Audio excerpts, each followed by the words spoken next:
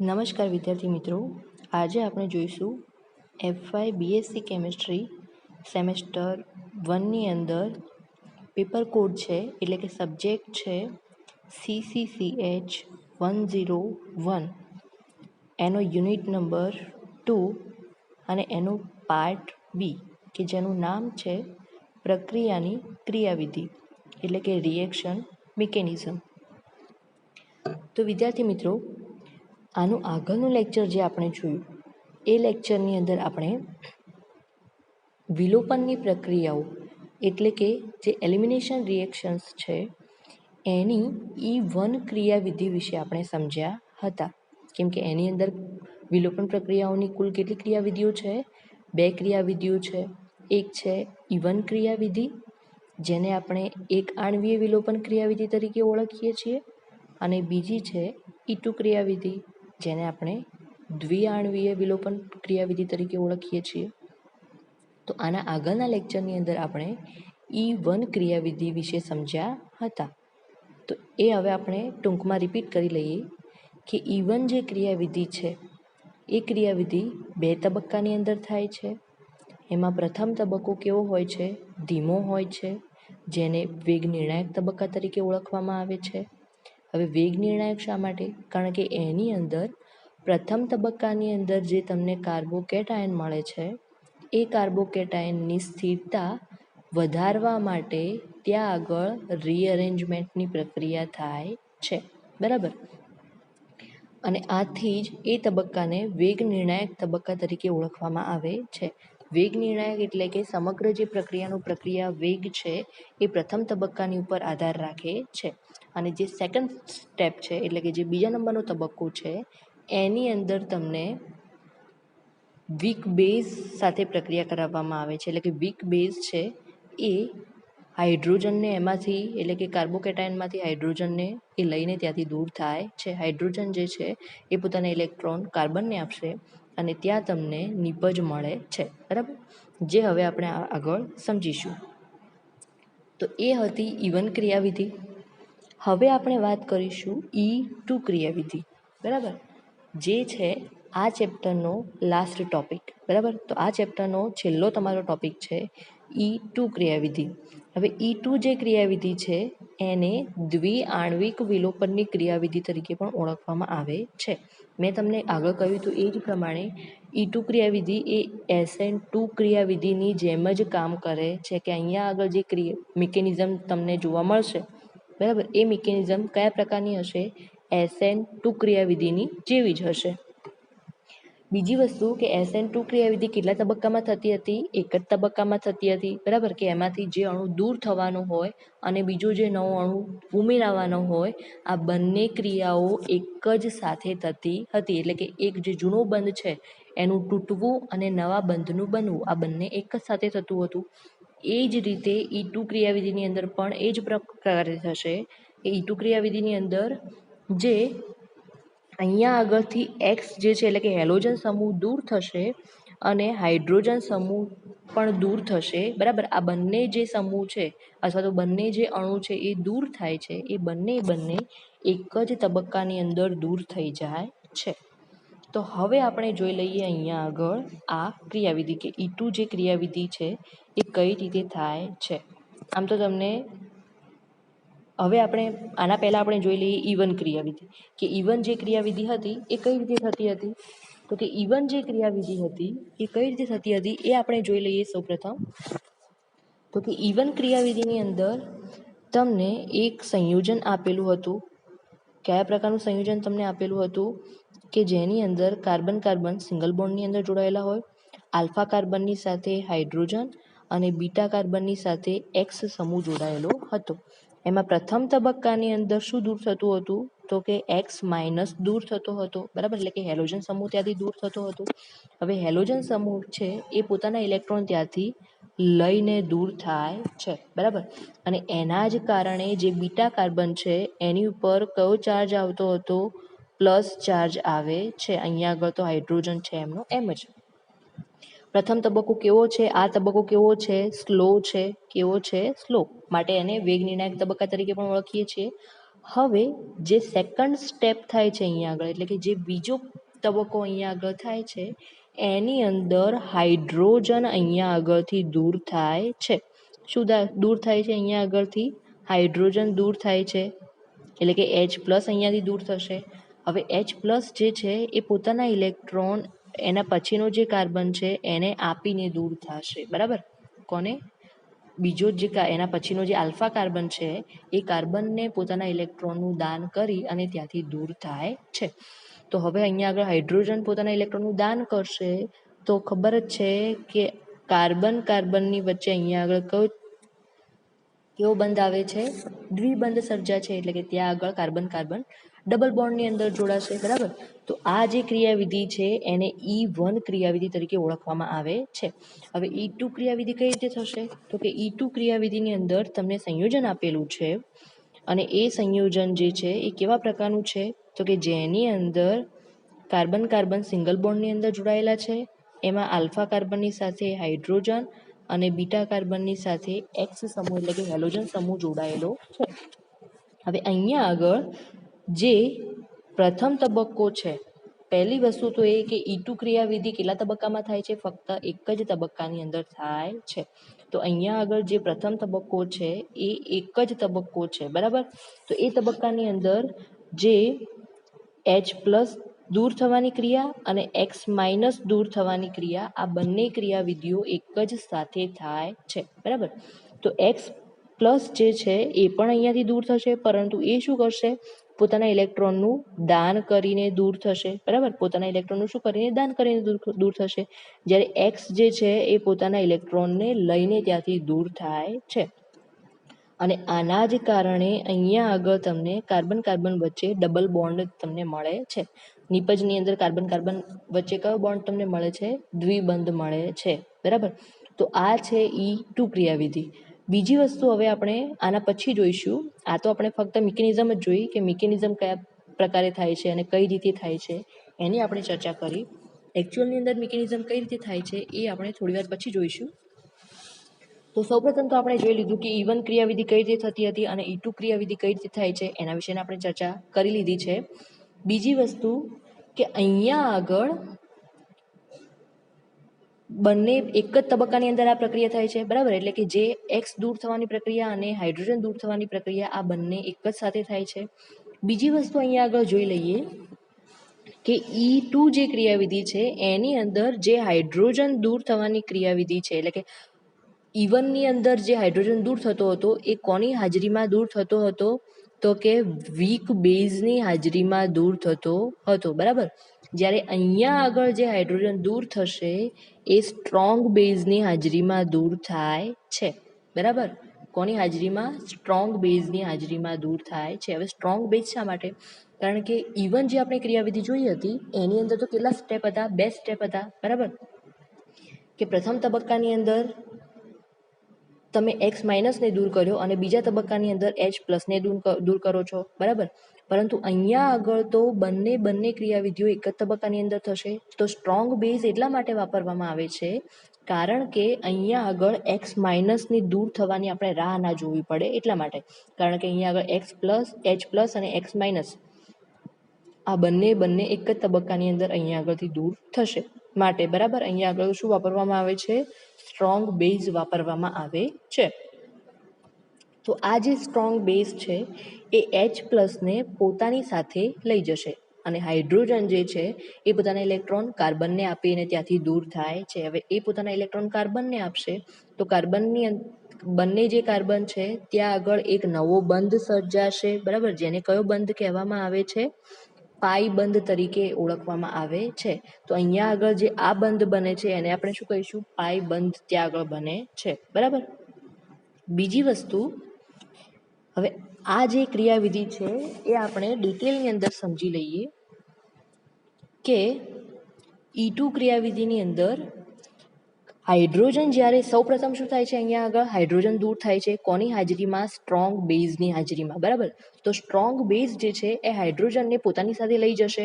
હવે હાઇડ્રોજનને એ પોતાની સાથે લઈ જશે તો હાઇડ્રોજન પોતાના ઇલેક્ટ્રોન કાર્બનને આપીને બહાર નીકળશે. હવે કાર્બનને આપશે તો કાર્બન બંને જે કાર્બન છે એમની વચ્ચે એક પાઈબંધ સર્જાશે. બરાબર? હવે પાઈ બંધ સર્જાશે તો તમને બધાને ખબર જ છે કે અહીંયા આગળથી હાઇડ્રોજન દૂર થશે. સૌપ્રથમ શું દૂર થશે? હાઇડ્રોજન દૂર થશે, અને હાઇડ્રોજન ત્યાંથી દૂર થશે તો બીટા કાર્બનની ઉપર હાઇડ્રોજન ઇલેક્ટ્રોન શું કરશે? ઇલેક્ટ્રોનનું દાન કરે છે. કયા કાર્બનની ઉપર? બીટા કાર્બનની ઉપર. તો બીટા કાર્બનની ઉપર હાઇડ્રોજન છે એ ઇલેક્ટ્રોનનું દાન કરશે. તો આલ્ફા કાર્બન ઉપર કેટલી વેલેન્સી થશે? કુલ 5 વેલેન્સી થશે. આમ તો આપણે સામાન્ય રીતે જોઈએ તો કે કાર્બનની વેલેન્સી કેટલી છે? 4 છે, પરંતુ અહીંયા આગળ કેટલી વેલેન્સી થઈ જશે? 5 વેલેન્સી થઈ જશે. બરાબર. કઈ રીતે 5 એ હવે આપણે જોઈ લઈએ. તો કે આમ આપણે જોઈએ તો કે કયા પ્રકારે જોડાયેલા છે? તો કે કાર્બન, અહીંયા આગળ કાર્બન, બરાબર, અહીંયા આગળ છે એક્સ, અહીંયા છે એક્સ, સોરી અહીંયા આગળ કોઈ બીજો સમૂહ જોડાયેલો છે, બરાબર, અને અહીંયા આગળ પણ એક બીજો સમૂહ જોડાયેલો છે, અને આ કાર્બનની સાથે બીજા અહીંયા આગળ પણ જોડાયેલા છે, જેમાંથી એક છે અહીંયા આગળ એચ સમૂહ જોડાયેલો છે. તો પ્રથમ તબક્કાની અંદર અહીંયાથી હાઇડ્રોજન દૂર થઈ જશે. હાઇડ્રોજન પોતાના ઇલેક્ટ્રોન આને આપીને દૂર થશે. તો અહીંયા આગળ હવે આ જે કયો છે? બીટા કાર્બન છે. તો બીટા કાર્બનની ઉપર અને એ પોતાના હાઇડ્રોજન જે છે એ પોતાના ઇલેક્ટ્રોન બીટા કાર્બનને દાન કરશે. તો અહીંયા આગળ જે આલ્ફા કાર્બન છે એની ઉપર કેટલી વેલેન્સી થઈ જશે? ત્યાં આગળ કાર્બનની ઉપર 5 વેલેન્સી થઈ જશે. બરાબર. એટલે કે અહીંયા આગળ કાર્બન કાર્બનની વચ્ચે એક નવો બંધ બનવાની શરૂઆત થાય છે. હવે નવો બંધ બનશે તો અહીંયા આગળ જોઈ લો કે કેટલી વેલેન્સી થઈ ગઈ. તો કે 1 2 3 4 તો હતી જ, અને એક વધારાનો આવ્યો. બરાબર. તો કુલ કેટલી થાય છે? 5 થાય છે. હવે એની કુલ 4 વેલેન્સી જાળવી રાખવા માટે, અહીંયાથી હાઇડ્રોજન તો દૂર થઈ જ ગયો છે, બરાબર, હવે એની વેલેન્સીને જાળવી રાખવા માટે આ જે આલ્ફા કાર્બન છે એ આલ્ફા કાર્બન અહીંયાથી એની સાથે જે એક્સ જોડાયેલો છે એને ત્યાંથી દૂર કરશે. કેમ? કારણ કે એને પોતાની 4 વેલેન્સી જાળવી રાખવાની છે. એની વેલેન્સી વધી ગઈ છે, માટે એ શું કરશે? ત્યાંથી એક્સને ત્યાંથી દૂર કરશે. તો સંપૂર્ણ આ જે ક્રિયાવિધિ છે એ કઈ રીતે થશે એ હવે આપણે જોઈ લઈએ.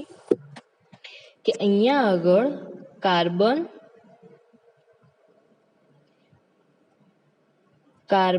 કાર્બન સિંગલ બોન્ડની અંદર જોડાયેલા છે, જેમાં અહીંયા આગળ એક્સ જોડાયેલો છે, અહીંયા એક બીજો સમૂહ જોડાયેલો છે, ને અહીંયા પણ એક બીજો સમૂહ જોડાયેલો છે. બરાબર. અહીંયા આગળ આ બીટા કાર્બનની સાથે પણ અલગ અલગ સમૂહ જોડાયેલા છે, જેમાંથી એક છે અહીંયા આગળ એચ છે. બરાબર. આ પ્રકારનું તમને સંયોજન આપેલું છે. તો પ્રથમ તબક્કાની અંદર સ્ટ્રોંગ બેઝ જે છે એ હાઇડ્રોજનને પોતાની સાથે લઈ જશે. આ કોણ છે? બેઝ છે, પણ કેવો બેઝ છે? સ્ટ્રોંગ બેઝ છે. તો હાઇડ્રોજનને પોતાની સાથે લઈ જશે. આ બંધ શું થશે? ધીમે ધીમે આ જે હાઇડ્રોજન અને બેઝની વચ્ચેનો બંધ શું થાય છે? ધીમે ધીમે બને છે. કેવો છે? માઇનસ ચાર્જ ધરાવતો. આ બંધ ધીમે ધીમે બને છે. હવે આ હાઇડ્રોજનને પોતાની સાથે લઈ જશે તો હાઇડ્રોજન એ પોતાના ઇલેક્ટ્રોન કોને આપશે? બીટા કાર્બનને. આ કયો છે? બીટા કાર્બન છે. આ છે આલ્ફા કાર્બન. બરાબર. તો એ હાઇડ્રોજન પોતાના ઇલેક્ટ્રોન બીટા કાર્બનને આપશે, અને ત્યાંથી શું થશે? દૂર થઈ જશે. તો આ જે બંધ છે એ ધીમે ધીમે શું થશે? તૂટે છે. બરાબર. અને આ જે બંધ અહીંયા આગળ તમને આપેલો છે એ શું થશે? ધીમે ધીમે શું થશે? બને છે. બરાબર. હવે આપણે વાત કરી લઈએ કે આ હાઇડ્રોજનને પોતાના ઇલેક્ટ્રોન કાર્બનને એટલે કે બીટા કાર્બનને આપ્યા છે. તો અહીંયા આગળ આ બંને જે કાર્બન છે ત્યાં આગળ એમની વચ્ચે એક નવો બંધ બને છે, જેને આપણે પાઈ બંધ તરીકે ઓળખીએ છીએ. હવે આ આલ્ફા કાર્બન, હવે એના કારણે અહીંયા આ બીટા કાર્બનની ઉપર તો 4 વેલેન્સી છે જ. જો આ નવો બંધ પાઈ બંધ બનશે તો બીટા કાર્બનની તો 4 વેલેન્સી જળવાઈ જશે, કેમ કે હાઇડ્રોજન તો ત્યાંથી દૂર થઈ જ ગયો છે. બરાબર. તો એની તો 4 વેલેન્સી જળવાઈ રહેશે. પરંતુ જે આલ્ફા કાર્બન છે એની ઉપર કેટલી? 5 વેલેન્સી થઈ જશે, કેમ કે ઓલરેડી 4 તો એની સાથે હતી જ, એની પાસે હતી જ, અને એક વધારાની આવી, એક નવો બંધ ત્યાં આગળ બને છે. બરાબર. તો એ શું કરશે? એટલે કે જે આલ્ફા કાર્બન છે એ એની સાથે જે એક્સ જોડાયેલો છે એને દૂર કરવાનો પ્રયત્ન કરે છે. હવે એને દૂર કરવાનો પ્રયત્ન કરશે તો એક્સ જે છે એ પોતાની સાથે ઇલેક્ટ્રોનને લઈને દૂર થાય છે. એક્સ શું છે? પોતાની સાથે ઇલેક્ટ્રોનને લઈને દૂર થશે. એટલે કે આ જે બંધ છે કાર્બન અને એક્સની વચ્ચેનો જે બંધ છે એ શું થાય છે? ધીમે ધીમે તૂટે છે. એ શું થાય છે? ધીમે ધીમે તૂટે છે. બરાબર. તો હવે અહીંયા આગળ આપણે જોઈ લઈએ તો સંપૂર્ણ જે પ્રક્રિયા થઈ ગઈ એ હવે તમને બધાને ખબર જ છે કે અહીંયા આગળ આલ્ફા કાર્બનની સાથે જે એક્સ છે એ ત્યાંથી શું થઈ ગયો? દૂર થઈ ગયો. બીટા કાર્બનની સાથે જે હાઇડ્રોજન હતો એ પણ દૂર થઈ ગયો અને કાર્બન કાર્બનની વચ્ચે નવો બંધ બન્યો. એ બંધ કયો છે? પાઈ બંધ. બરાબર. અને એ તમને મળે છે નિપજની અંદર. તો સંપૂર્ણ જે પ્રક્રિયા અહીંયા આગળ થાય છે એક જ તબક્કાની અંદર, એ સંપૂર્ણ પ્રક્રિયા હાલ મેં તમને સમજાવી એ પ્રકારે થાય છે કે સૌપ્રથમ હાઇડ્રોજન ત્યાંથી દૂર થશે. કોની હાજરીમાં? સ્ટ્રોંગ બેઝની હાજરીમાં. એટલે કે સ્ટ્રોંગ બેઝ છે એ પોતાની સાથે હાઇડ્રોજનને લઈ જશે. હવે હાઇડ્રોજન છે એ પોતાના ઇલેક્ટ્રોન બીટા કાર્બનને આપીને દૂર થશે.